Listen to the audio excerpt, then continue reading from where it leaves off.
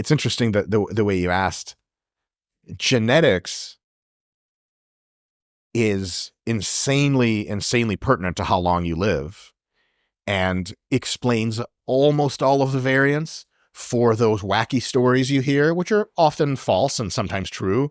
The thing is, Grandpa probably had just the right stuff genetically. If everything's average in your life, average in nutrition, average sleep, average everything, genetics will say you're going to die probably about 72.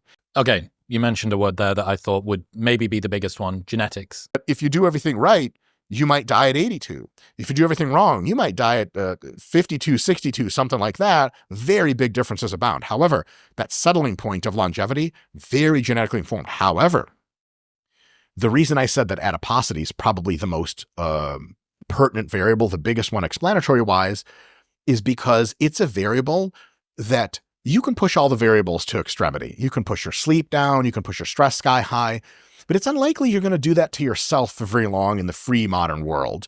Like, if you work any decent job in the US or any of the Anglophone countries, modern Asia, etc., Europe, like, you're probably not going to like die because you overworked voluntarily in a coal mine. Unlikely.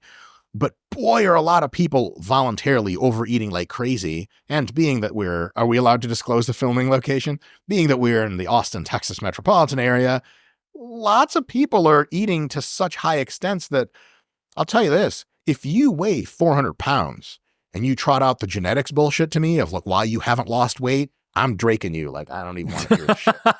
Because, you know, like you can really do unbelievable damage and shorten your life substantially. It kind of doesn't matter where your genetics are at that point. If you're talking genetics, does that mean all grandparents and both parents seem to have lived for quite a while? Most people haven't done a full genome assessment or whatever. Yeah.